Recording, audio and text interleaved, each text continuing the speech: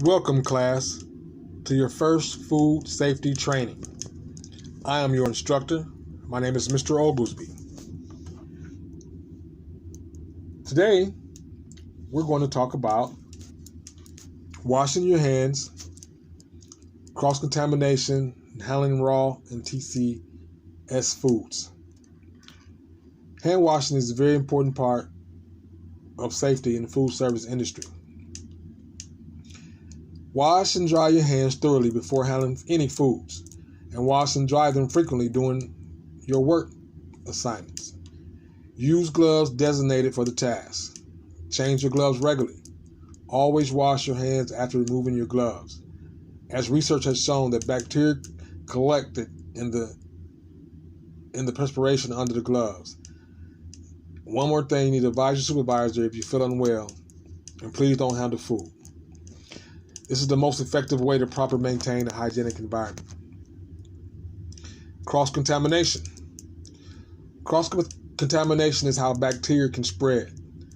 It occurs when juices from raw meats or germs from unclean objects touch cooked foods. Prevention includes being aware of the tools used during cooking. Never use the same knife for raw meat, poultry, seafood, or chopped produce. Now, when you're handling raw and prepared food items, you need to be aware to keep raw meat, poultry, and fish and their juices away from any other food to prevent any kind of illness. When cooking food, you need to check the internal temperature for seafood, meat, poultry, and egg dishes.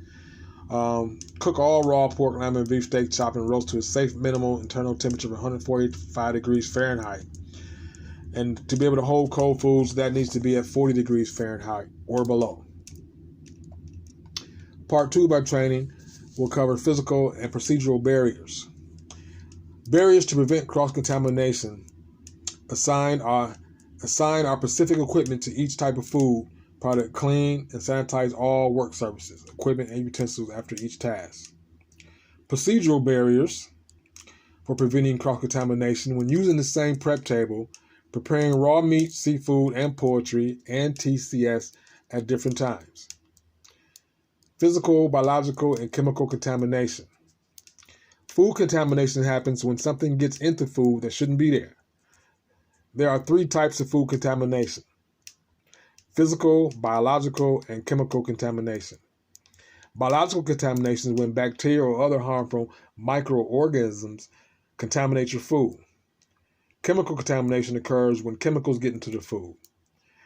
And physical contamination happens when physical objects enter your food. To prevent any food contamination from happening to a food business is through food safety training and education. I'll show you guys here reference pages that you can take the links home with you. You can do further research and whatnot. You click on these links. Guys, have a day. Talk to you soon.